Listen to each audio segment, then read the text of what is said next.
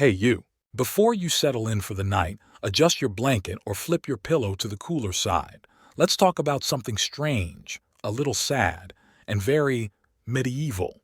Because tonight's story isn't about a king or a knight or a glorious battle won under a fluttering banner. It's about the man standing quietly in the corner of the hall, covered in bells, dressed like a human mosaic, waiting for the signal to perform. A smile stretched too wide, a posture too still, a laugh that didn't quite reach the eyes.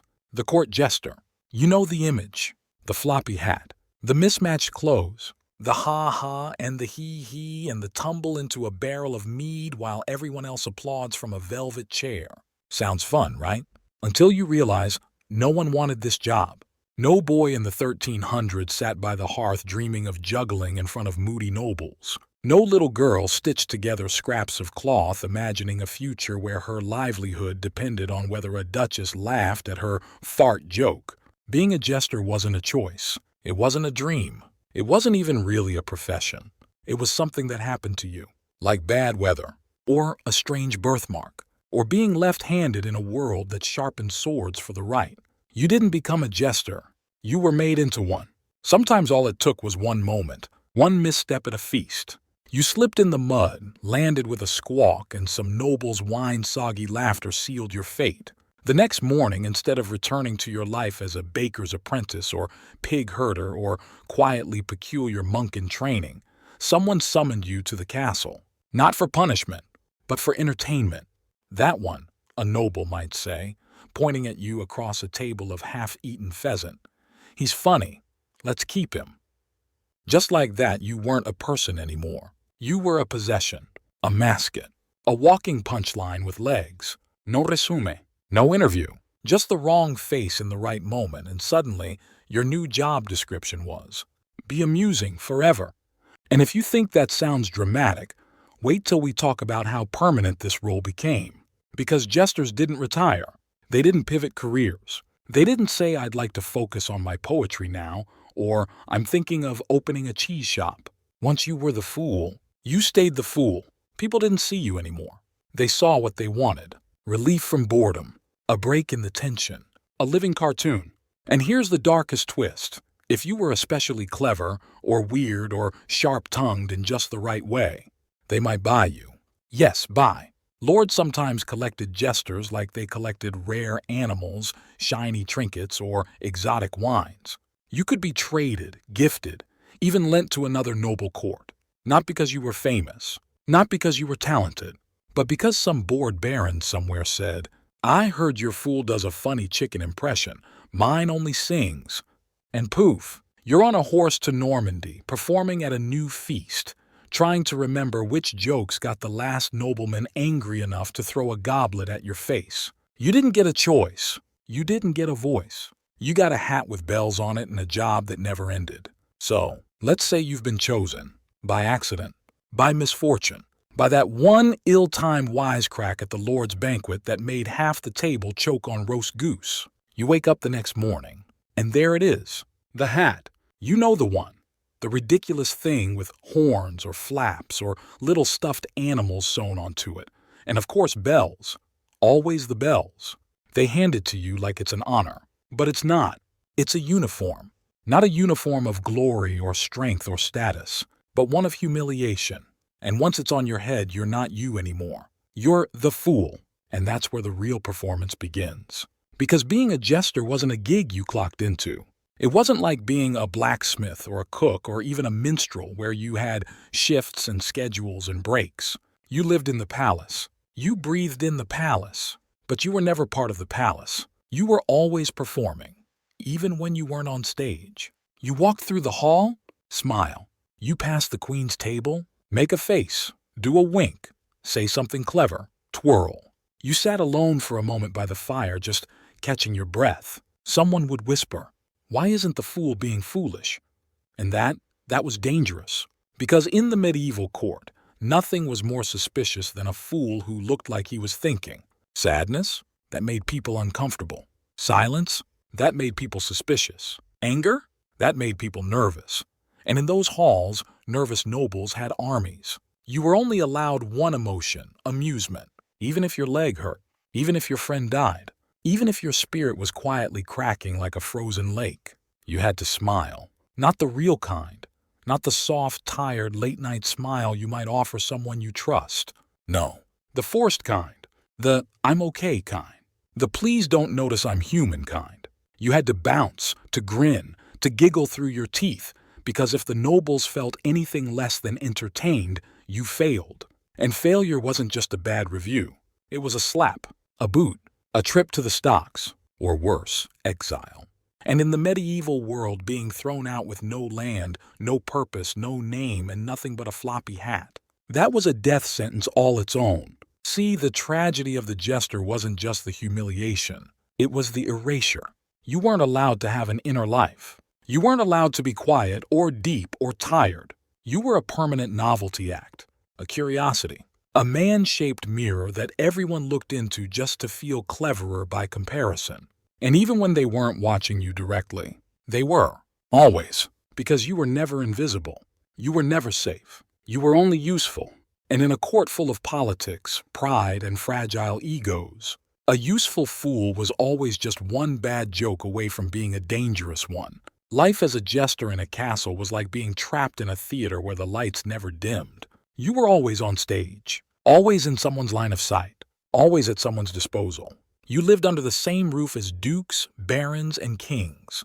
But make no mistake, you weren't one of them. You were among them. That's not the same. You ate from the same platters, but only after everyone else had their fill. After the nobles, after the priest, after the dog, and sometimes after the kitchen boy who was just tasting it to make sure. Your room? It wasn't a room. It was a storage closet someone cleared out last winter, or a corner behind the kitchens, just close enough to hear laughter through the stone walls, but never be invited into it. At meals you didn't sit. You hovered. You floated like a ghost with bells, circling the tables, catching dropped jokes and spilled wine. You were always there, but never part of it. You were the living echo of joy, summoned when people were bored, anxious, or angry. If a hunt failed, if the king's dog sneezed, if someone important had a headache, someone knocked on your door and said, "Do something funny." You didn't get to say no. You didn't get to say anything, really. Because in a medieval court, a man without a title was invisible, unless he made noise. And you jingled like a wind chime with no wind. You existed for their moods, not your own. They didn't ask how you were. They asked, "Why isn't the fool smiling today?" You weren't allowed to be. You were only allowed to perform. And slowly, one feast, one insult, one midnight summons at a time, you forgot what it was like to be a person. You weren't wearing the costume. You were the costume, and the show never ended. In the great halls of the medieval court, everyone had permission to feel something. The king could rage. The queen could cry. The knight could brood. The bishop could preach. But you, the jester, could only smile. And not a real smile. A painted one. A hollow, bell-laced grin stretched across a tired face that never got to rest. Because in the eyes of the court, your emotions didn't belong to you. They belonged to the room. If the mood dropped, you were to lift it. If tensions rose, you were the release valve. If someone powerful needed a distraction from grief, shame, or guilt, you were the dance they watched instead of facing it. But what happened when you needed a moment? Maybe your dog died. Maybe you were sick. Maybe you just had one of those quiet, unbearable days where nothing feels like anything. It didn't matter. There were no sick days, no days off, no curtain to close. Just someone snapping their fingers near your ear saying, "The Duke is brooding, go fix it." Sadness? That made people uncomfortable. Anger? That made people afraid. Silence? That made people suspicious. Because if the fool stopped smiling, the whole court would have to face its own reflection. So you learned a trick. You buried your feelings under performance. You turned your heartbreak into a punchline. You made grief into a pratfall. You laughed first and louder, just to get there before they could. You became an expert at pretending nothing hurt. Not because you were brave, but because there was no safer option. Because the moment they saw you as human, the moment they realized the fool had feelings, they would stop laughing. And in a medieval court, if they stopped laughing, you stopped mattering. So you kept dancing, even when your legs shook, even when your ribs ached, even when you couldn't remember the last time someone looked you in the eyes and didn't expect a joke. Because once you were the fool, you were never allowed to be anything else. To most people in the room, you were nothing more than a distraction in bells, a living joke, a toy they could wind up when the roast was late or the king looked bored.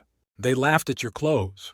They mimicked your dances. They tugged your sleeve just to hear you jingle. But while they laughed, they also listened, more than they realized. Because while they thought you were busy spinning riddles and rhymes, you were also paying attention. And that made you dangerous. See, a fool was never just a performer. He was a witness, a mirror in motion. You stood in rooms most peasants would never enter. You stood next to kings during war councils. You loitered near the queen's table when ambassadors got drunk. You overheard secrets pass like breadcrumbs between powerful men too arrogant to lower their voices around you. Because what threat is a fool? You're dressed like a bird, your mouth full of wordplay, your hands always juggling something. Apples, eggs, truths. They forget you're there, and that's when you hear everything. Which servant was paid to keep silent? Which noble is betting his brother's wife? Which knight murmured treason after too much wine? You laugh, you twirl, you bow. But you remember. And sometimes, so does the king. Late at night, when the castle sleeps and the fire is low, a voice calls from the throne room. Fool, what did Lord Wensley say after the feast? He doesn't ask if you were listening. He knows. And you better answer. Cleverly, quietly, truthfully enough to be useful, but not so truthfully that he feels exposed. It's a tightrope of trust, and there's no safety net.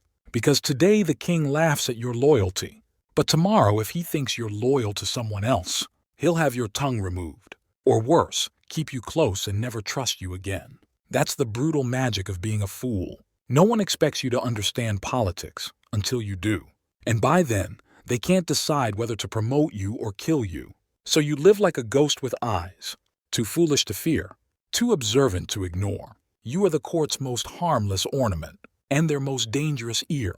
There were days when the king's mood could ruin a man's life. He'd wake up with a headache or a half-forgotten nightmare, and suddenly his favorite cup-bearer was being whipped because the wine was too warm. And who did the court look to in those moments? You? The jester, the human rain cloud repellent, the walking smile dispenser, the emotional thermostat for a palace full of anxious nobility, all watching the king's face like farmers watching the sky. Because if the monarch wasn't smiling, clearly the fool wasn't doing his job. It didn't matter that you were exhausted from last night's feast. Didn't matter that your knees still ached from dancing on stone. Didn't matter that you were coughing blood from trying to juggle while singing in the winter cold. You were supposed to fix the atmosphere, lift the tension, perform, brighten, distract, entertain.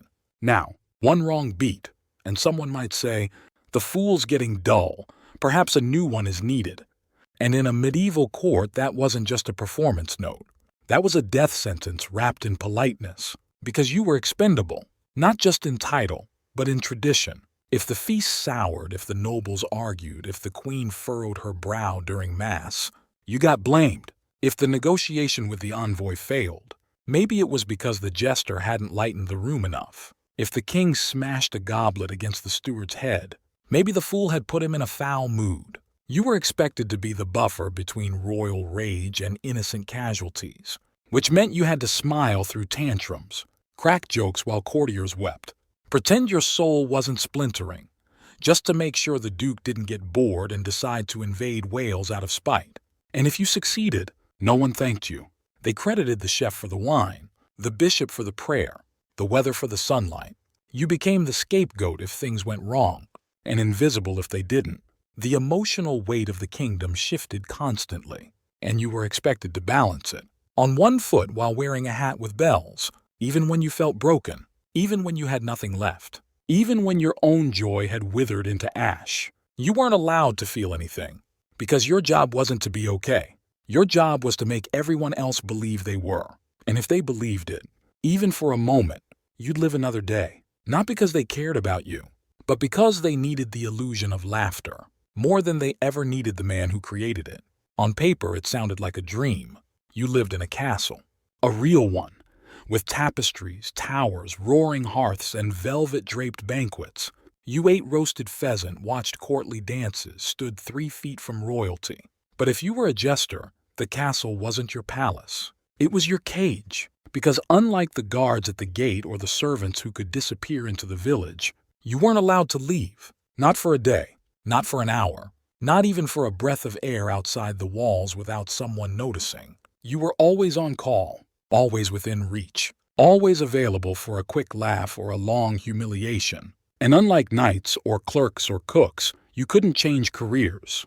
There was no promotion for a fool, no ladder to climb, no savings to build. No, I've served my time. Now I'll go run a tavern.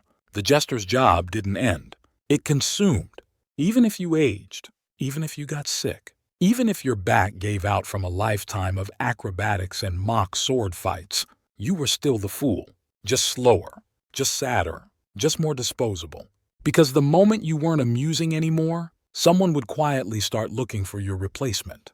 Maybe the stable boy who mimicked your juggling. Maybe the cook's son who told a crude rhyme at supper and got a laugh. And just like that, the court's attention would drift. The nobleman would smile less. And someone would say, "Bring in someone new.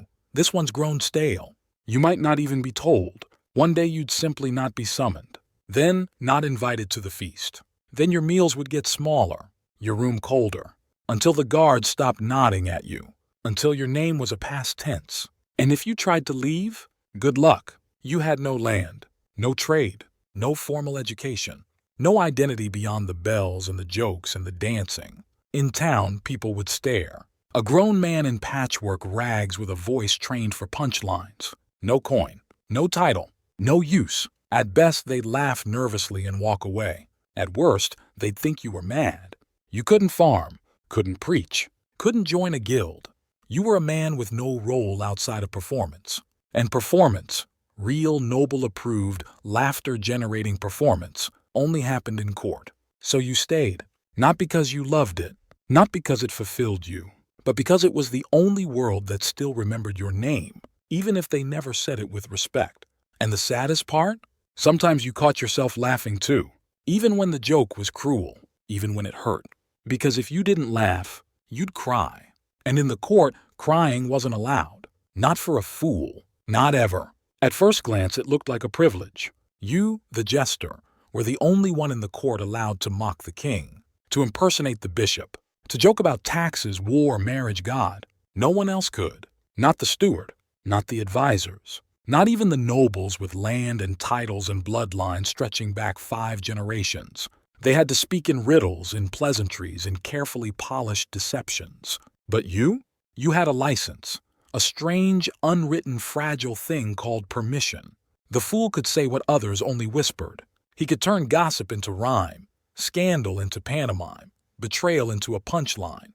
And everyone would laugh, because that was the rule. Truth wrapped in absurdity was tolerable, as long as the bells were jingling and you ended with a pratfall. But don't confuse permission with protection. You weren't safe. You were simply ignored long enough to be useful.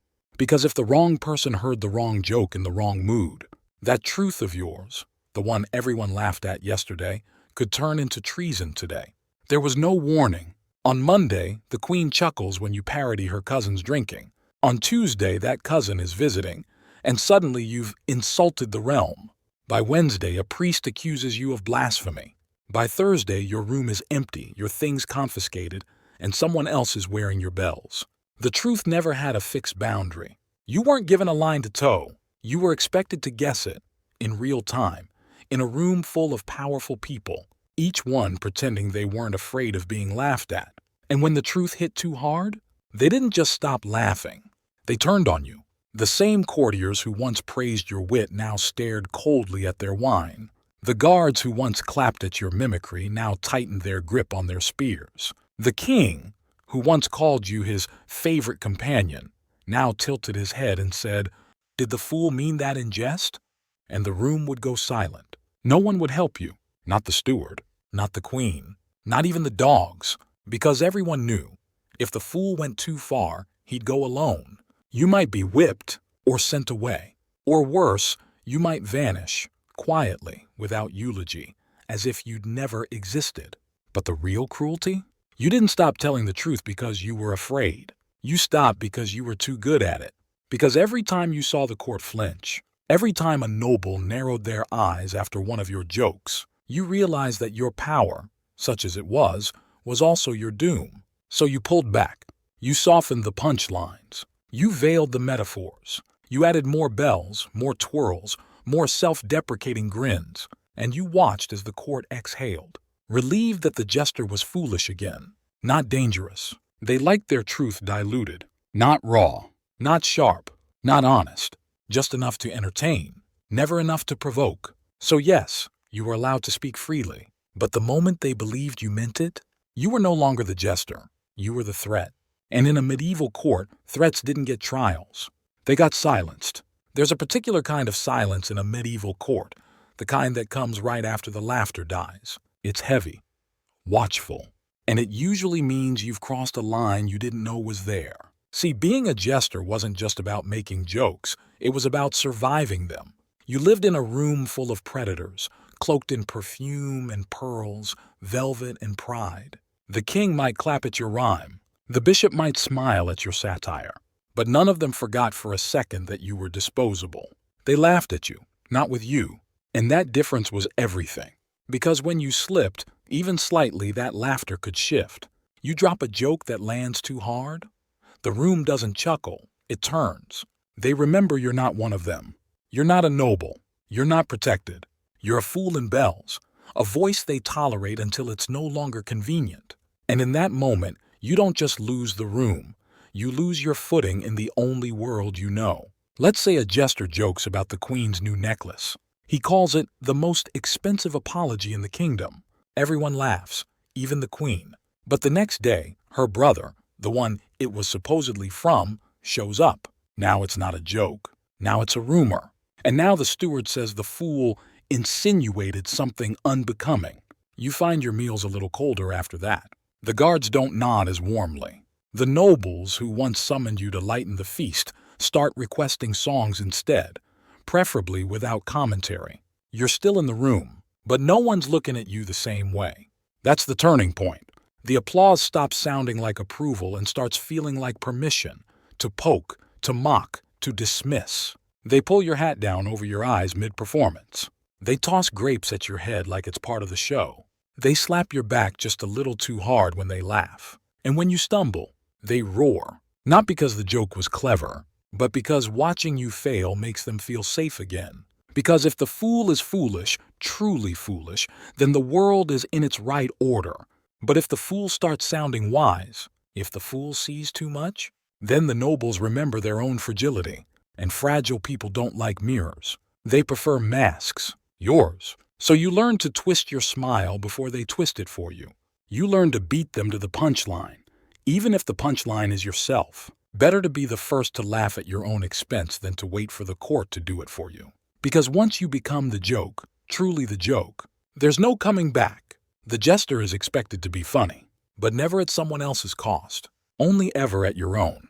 And the day the court decides your pain is more entertaining than your wit, that's the day your bells stop meaning charm and start meaning target. At some point, every jester realized the joke wasn't the act. It was their life. Because being a fool wasn't just something you did. It was something you became. There was no exit strategy, no retirement plan, no final performance where the king stood up and applauded and said, "You've served us well, now go live in peace." That only happened in the stories. In reality, you didn't become a jester because you applied. You became one because you were born different, or poor, or too sharp for your own good. And once the bells were tied to your hat, they stayed. For life, even when your knees ached and your teeth were loose, even when the crowds didn't laugh as quickly as they used to, even when you started to forget why you ever agreed to that first performance. Because you didn't agree. You were chosen, pointed at, owned. In the best-case scenario, you died in your sleep in a spare pantry near the kitchens, and someone remembered to remove your hat before they buried you. In the worst-case scenario, you aged out of your usefulness. Your timing slowed, your smile slipped, and then one night, no one summoned you. The next night, they didn't again. By the third night, a younger fool appeared, louder, bendier, sharper. And suddenly, you weren't the court's laughter anymore. You were its awkward silence. The other nobles don't ask what happened to you. You're not a character in their story. your furniture that stopped being amusing. Some jesters tried to leave, disappear into the countryside, start over. But what would they do? They had no trade, no land, no real name anymore, just the identity the court carved into them. You could recite 300 satirical poems from memory, but couldn't farm wheat. You could play 5 instruments, impersonate a dozen nobles, and juggle flaming torches, but couldn't legally marry without permission from the lord who technically still owned you. So you stayed, because at least in the castle you were fed. At least in the castle you were tolerated. Outside you'd be a madman in rags, mumbling punchlines into the wind, begging for coin in a dialect shaped by noble banter and cruel wordplay. And if you did leave, eventually someone, a young noble, a traveling dignitary, a bored merchant who remembered your face, would say, "Didn't you used to be?" And just like that, the hat would go back on. Because a jester doesn't stop being a jester, not in the eyes of others, and eventually not in their own. You forget who you were before they laughed. You forget how to speak plainly. You forget what your real face looked like beneath the grin. You were made into something for their amusement. And no matter how many nights you sat alone, wondering who you could have been if they hadn't pointed at you and said, "That one's funny," you always came back to the same answer. It didn't matter. Because in a world ruled by power and appearances, your identity wasn't yours. You were the fool, not just in title, but in truth. You weren't just there to make people laugh. You were there to keep them from screaming, or worse, from killing each other. Because a medieval court wasn't just a place of feasts and dancing. It was a furnace of stress, suspicion, jealousy, and fragile egos stuffed into embroidered collars and wine-stained robes. And you, in your checkerboard tunic and squeaky shoes, were expected to keep the pressure from exploding. Every day, every hour, every time a baron insulted a bishop, every time the queen glared at her cousin, every time the king slammed his goblet because the roast was dry, they looked at you. Because if the fool was funny, then clearly things weren't that bad. You were the emotional bandage over the festering wound of politics, the dancing curtain hiding the cracks in the stone, and God help you if you didn't deliver. Because if there was a fight brewing, if the room turned cold, if someone said the wrong thing at the wrong time, you were the one expected to fix it, right now. With a joke, a pun, a pratfall, you were the mood stabilizer. And if it didn't work, if your clever insult made the wrong duke even angrier, if your impression of the bishop drew too many laughs, if your song about the king's last hunting trip reminded him he missed the boar entirely, they didn't say, "Well, tensions were high." They said, "Why did the fool say that?" You were blamed not just for your words, but for the feelings they stirred, even feelings that had nothing to do with you. And that was the trickiest part, because a noble could shout, cry, curse, slap a servant, or throw a plate across the room, and people would call it passion. But if you made a single wrong face at the wrong time, that wasn't passion, that was disrespect. And disrespect, from you, could be fatal. So you learned to read the room faster than any court advisor, to track every smirk, every sigh, every twitch of the king's eye. You learned how to slip in a joke like a dagger, softly, cleanly, without drawing too much blood. You learned when to distract and when to deflect, how to redirect anger with a limerick, how to interrupt an insult with a rhyme so ridiculous it turned into laughter. You were part performer, part diplomat, part shield. But here's what no one talks about. It drained you, because while they played power games and gambled with alliances, you were gambling with your life every single time you opened your mouth. You didn't just risk embarrassment, you risked exile, or worse. And when it all boiled over, when a scandal broke or a marriage fell apart or a noble ended up poisoned at a feast, they still found a way to say, "Well, the fool was always around, wasn't he?" Because the court needed someone to blame. And you were convenient. You were always there. You always heard things. You always said things. Too many things. So if someone had to take the fall, if someone had to be accused of sowing discord or mocking the wrong affair, who better than the jester? He was never truly innocent. And in the medieval world, that was close enough to guilt. In the medieval court, secrets were currency. Everyone had them. Affairs, alliances, betrayals, bribes. Who was poisoning whose wine? Who was meeting the enemy under moonlight? who whispered confessions in confessionals they thought were safe. The nobles guarded their secrets like gold. They had chambers within chambers, trusted scribes with wax seals, priests bound by silence, and servants who knew when to look away. But you were the jester. You lived in full view. You were expected to be open, ridiculous, predictable. No secrets, no subtext. Every emotion, every intention, every ounce of your identity had to be out in the open, tied to a joke or stuffed in a song.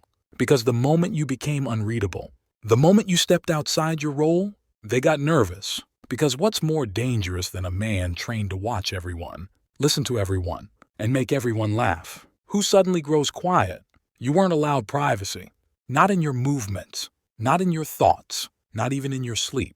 If you sat alone too long, someone would ask, "What's the fool plotting?" If you skipped a joke, "Is the fool unwell?" If you hesitated before mocking the Baron's fifth marriage, "Has the fool gone soft?" And if you told someone, "I'm just tired today," they'd hear, "I'm dangerous now." That's how quickly your position could turn, from entertainment to suspicion.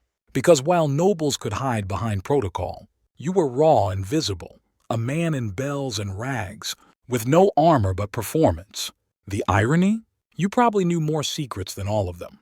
You heard things. In the kitchens, in the stables, at the foot of the throne. You caught words not meant for your ears. You noticed glances not meant to be seen. You pieced together truths while people thought you were dancing, but you couldn't speak them, not unless you wrapped them in riddles. Not unless you disguised them in jokes so light they floated. You learned to carry things without showing the weight. You learned to turn betrayals into ballads, to tuck confessions into comedy, to turn heartbreak into a harmless limerick about goats. Because if you told the truth too plainly, even once, you wouldn't be called honest. You'd be called dangerous. You were the only one in the room not allowed to have secrets. But somehow, you knew everyone else's, and that made you both powerful and utterly alone, because people fear what sees them clearly, especially when it wears a smile. If the feast went wrong, if a nobleman insulted a foreign guest, if the king erupted in sudden fury because the wine was lukewarm, guess whose fault it became? Yours. Not because you served the wine, not because you started the fight, but because in the twisted logic of court life, you were always the one who could be blamed without consequence. You were the buffer, the human fuse, the laughable, expendable thing between a court full of ambition and a king one bad mood away from executions. Let's say two barons nearly come to blows over a gambling debt. There's tension in the hall, forks down, murmurs rising. You get shoved forward. "Fool," someone says, "do something amusing." And you do. You juggle pairs. You mimic the baron's insults in a silly voice. You distract everyone long enough for the nobles to laugh again. And forget how close they came to open violence. You're the court's emergency brake, their mood regulator, their human laugh track, ready to drown out the sound of daggers being drawn. But here's the darker side of that job. When that same baron loses face, when the king gets humiliated, when a scandal erupts that no one wants to own, you're the first sacrifice. Why did the fool say that?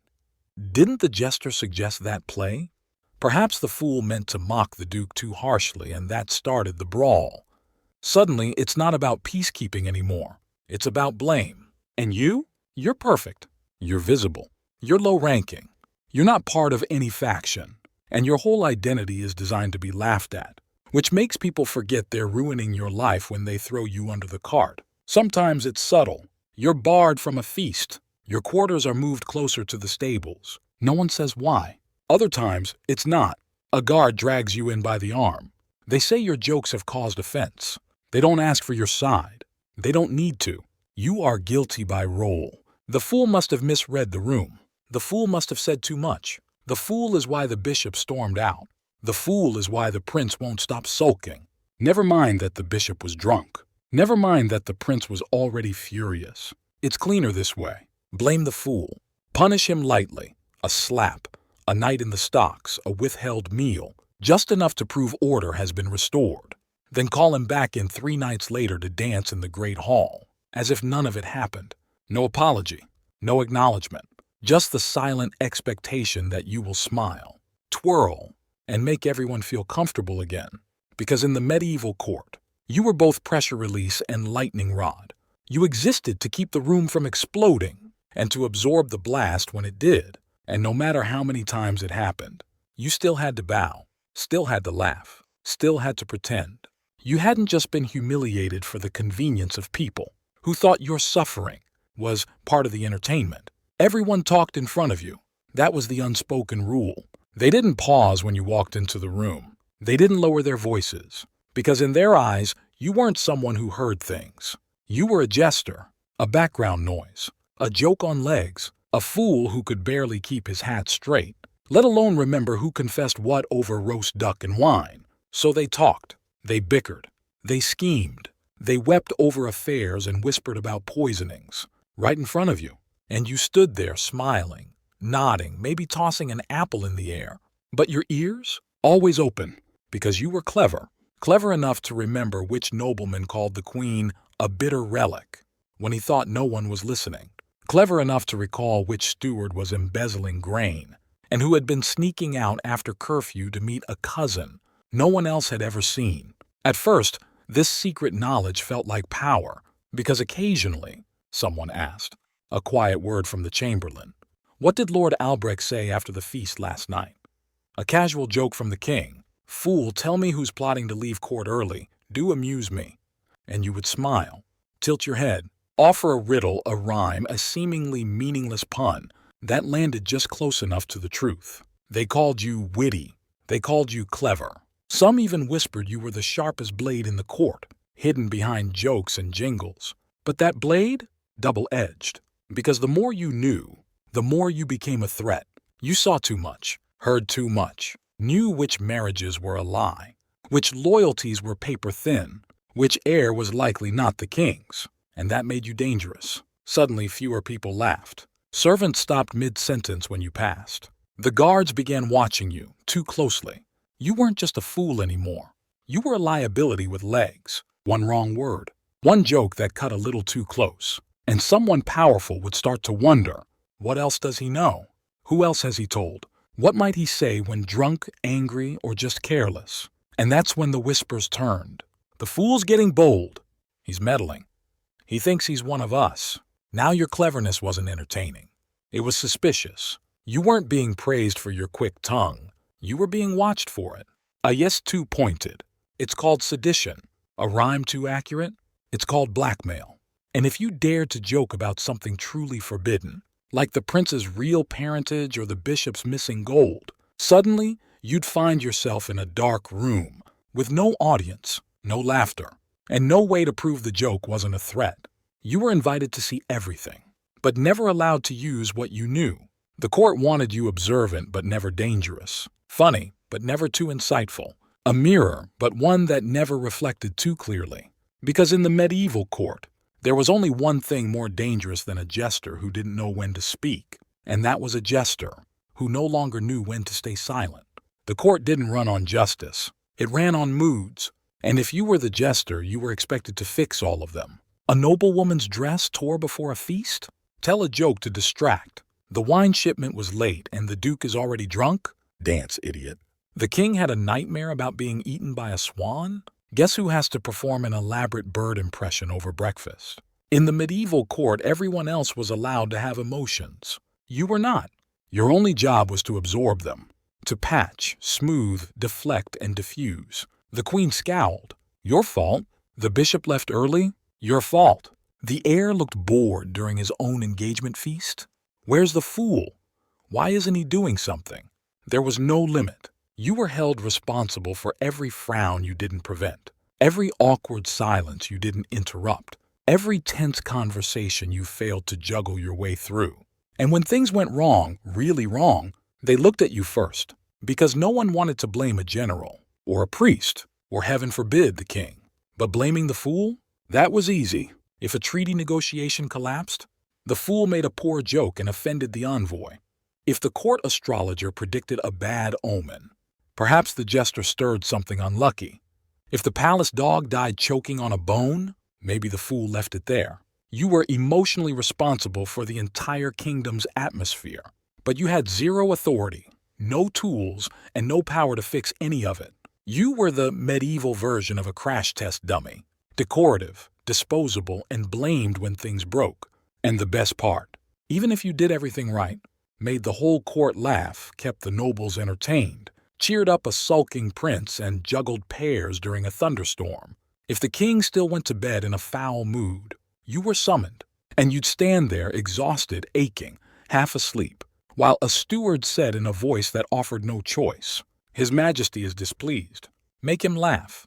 And if you didn't, if the joke landed wrong, or the king just decided it wasn't a funny day, you could be flogged, banished, replaced, or worse, tossed in a cell with the rats for insubordination. Because you didn't fail to amuse, you failed to regulate royal emotional stability, which in the medieval world was practically a capital offense. So yes, being a jester meant learning how to read a room better than any diplomat. But it also meant knowing that no matter how well you read it, you could still lose your head, because the wrong person woke up annoyed and decided the room was too quiet. You lived in a palace. You dined in rooms with gold chandeliers, marble columns, tapestries worth more than villages. You had a front row seat to history, to politics, to whispered secrets that shaped wars. You brushed shoulders with dukes, princes, bishops, and kings. And none of it belonged to you, because while everyone else wore power like a second skin, you wore bells. You weren't a noble. You weren't clergy. You weren't even a real servant. You were a category of one, an ornamental outsider, a resident ghost in a glittering cage. The lords would joke with you in public, slap your back at feasts, maybe even ask your opinion when it amused them. But the moment the mood shifted, you vanished. Not literally, no one dismissed you with ceremony. But socially, you were erased in an instant. The same duke who had just laughed at your poem wouldn't acknowledge you in court. The same bishop who praised your mimicry would step around you like furniture if you crossed his path during Mass. Your role was liminal, somewhere between pet and decoration, necessary but never respected, present but never protected. And that was the danger, because if a noble insulted you, you couldn't retaliate. If a lord decided your performance was lacking, you couldn't defend yourself. If a guest threw wine in your face during a banquet, everyone would laugh. Because that's what you were there for, to absorb their impulses, their frustrations, their boredom. You weren't allowed to strike back. Not physically, not verbally, not even with a clever retort, unless it landed just right, in just the right tone, at just the right moment, to just the right person.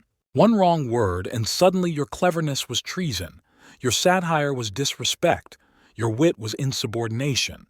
And here's the twisted part. Sometimes your powerlessness was the reason you were valuable. You could say things others couldn't. Tease the king, mock the baron, satirize the bishop's obsession with velvet shoes. Not because you were powerful, but because you were perceived as harmless. But that illusion could shatter in an instant. Because the court didn't really believe in harmlessness. They believed in hierarchy. And if you ever made someone feel small, especially someone important, your whole persona, your license to joke, collapsed like wet parchment. Because the jester had one job: never challenge the room, entertain it, reflect it, distract it, but never ever threaten it. And no matter how many nights you spent dining beside royalty, no matter how many secrets you carried, no matter how many festivals you saved with your voice and your grin, if they ever looked at you and saw more than a fool, you were finished. You weren't allowed to be dangerous. You weren't allowed to be meaningful. You were allowed to sparkle, but not to shine. If the king sighed, you were expected to lift his spirits. If the queen frowned, you were supposed to chase it away with a rhyme. If a noble muttered during supper, the entire court turned to look at you. Why isn't the fool doing his job? You weren't just entertainment, you were emotional infrastructure. Medieval courts were not peaceful places. They were tightropes stretched over pits of paranoia. And you were the one tasked with keeping the rope steady. It didn't matter if the kingdom was at war, or if plague had just swept through half the countryside. If someone at court lost a cousin in battle that morning, you were still expected to juggle turnips at dinner and do your impression of the bishop's chicken. There was no such thing as downtime for a jester. No space to be quiet, sick, or even neutral. You were the emotional thermometer of the royal household. If the monarch laughed, it meant the realm was stable. If the monarch didn't, guess who'd be blamed for letting the room go cold? And kings were not known for their balance. They had absolute power, constant stress, and far too many people trying to manipulate them. They could swing from joy to fury in the time it took for someone to overcook a goose. And when that happened, when the feast went awkwardly silent or a guest misspoke, you were the designated fail-safe. Make a pun, break the tension, sacrifice your dignity in front of everyone to prevent a noble from being executed for picking the wrong seat at the wrong table. You were expected to control the room using nothing but performance. But no one thanked you, because when it worked, when the atmosphere lifted and the king smiled again, they gave credit to the food or the music or divine intervention. When it failed, when the tension curdled and someone's goblet shattered, you were blamed for not being funny enough. You couldn't protest, because jesters weren't seen as people with limits. You were a fixture, a function, like a torch on the wall or a chandelier in the dining hall. Your job was to shine, even when the castle itself was crumbling. You were the court's emotional sponge, soaking up every frown, every political tantrum, every unspoken fear, and wringing it out in the form of slapstick and sarcasm. You held the line between laughter and disaster, but no one ever asked if you were okay, because no one cared whether the jester was burning out, as long as he kept the fire going. In the medieval court, names held power. Lords had titles, clergy had lineage, knights were announced with ceremonial flair. You were the fool, or that jester, or if they were feeling generous, something like picklehead or goose breath, a nickname carved from the same mockery you were paid to absorb. No one asked where you came from. No one cared who your parents were. You could have been the bastard child of a noble or a runaway orphan with a broken wrist. It didn't matter. Once you were handed the bells, your identity was rewritten in real time. You weren't a man anymore. You were a performance. If you were clever, they gave you a pun of a name, something humiliating. Snivel, boink, cheese face. If you were deformed, it might come from that. Crook, lumpy, or swayback. And if you protested, you were told it was endearing, a sign of affection. Because in the twisted logic of court life, ridicule was intimacy. And your new name wasn't just a label, it was a leash. That was the game. They erased your given name so they never had to acknowledge your humanity. They renamed you so they could speak about you in public, mock you at dinner, or call for you like a pet. They didn't say, "Bring Thomas," they said, "Where's the twitchy little mushroom?" And everyone laughed, including you, because if you didn't, they'd assume you'd forgotten your place. Even documents, if you were ever mentioned in them, didn't use your real name, just fool or court wit or His Majesty's jester. You were a punchline in the margins of royal letters, a shadow at the end of a banquet list. And if you ever dared to reclaim your name, to remind someone just once that you were called William or Hugh or anything else, they'd smile and say, No, you're ours now." The name you were born with faded, replaced by something silly, sticky, and permanent. And after you died, that joke of a name, the thing that had been forced on you, was often the only one anyone remembered, if they remembered you at all. In the grand halls where nobles debated diplomacy over wine-stained maps, your death, when it came, wasn't announced. It wasn't mourned. It wasn't even particularly noticed, because in the medieval court, when a knight died, they were laid out in armor. Priests chanted over their bodies. Banners were lowered. Histories were written. When a fool died, the kitchen staff might step over your body for half an hour before realizing you weren't sleeping off last night's humiliation. Someone would poke you with a boot. Then someone else would mutter, Guess we'll need a new one." That was your eulogy. No funeral procession. No tomb etched with your cleverest pun. No weeping nobles remembering your best satire. If you were lucky, you were buried behind the kitchens. If not, tossed in a pit outside the chapel walls. Unblessed, unmarked. Because you weren't clergy. You weren't nobility. And God forbid anyone suggest the jester had a soul worth consecrating. The robe you died in? It probably got reused. The hat? Given to the stable boy for laughs. And the room you lived in, that miserable broom closet with the cracked basin and mouse-bitten blanket, was already being swept out before your body went cold. Your death was an inconvenience, not a tragedy. An empty seat at the next feast. An awkward silence when someone said, "Where's the fool?" And someone else replied, "Oh, he's gone." But what really stings? If you had been good, really good, they'd replace you faster. Because the court couldn't sit too long without laughter, it made them uncomfortable. It forced them to think. So a new jester would arrive, another face behind the bells, another broken man in a joke's clothing, and the cycle would start again. The mocking, the orders, the loneliness. Your jokes wouldn't be remembered. Your routines wouldn't survive. Even the sharpest truth you ever smuggled through a pun would die with you, unheard. And somewhere, as the feast carried on without you, as nobles laughed at the new fool's awkward curtsy, your legacy, if it existed at all, was reduced to a single thought. Do you remember the last one? No, not really. He had a weird voice, didn't he? And then silence. In the rigid hierarchy of a medieval court, where kings ruled by divine right, queens maneuvered like generals, and nobles played at diplomacy like a blood sport, the jester stood apart, not because he was powerful, not because he was important, but because everyone needed him to be harmless. That was the lie. The jester wore bells and bright colors. He danced at feasts, cracked crude jokes, took slaps to the face, and made nobility feel clever for laughing. He was the distraction, the pressure valve, the emotional trash bin. And because he looked like a joke, they told themselves he was one.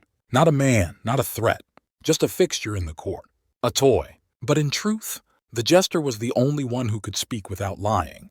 He could joke about the king's failures. He could tease the bishop's greed. He could hint at rebellion with a wink and a rhyme. Because they needed him to be funny. They needed him to be not dangerous. That's how the jester survived, and how he sometimes didn't.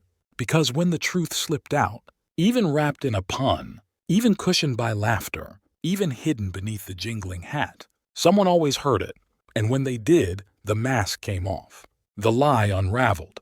And the jester was no longer a joke. He was a mirror, one that showed them exactly who they were. Petty, cruel, insecure, mortal.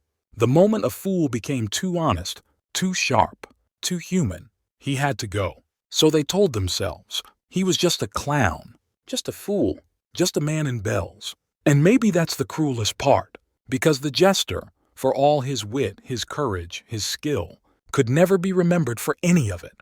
To remember the jester was to admit the court had a conscience, that someone saw them, that someone mocked them, not from malice, but from understanding. So instead, they buried him without name or stone, and hired the next one, and laughed again. But history remembers differently.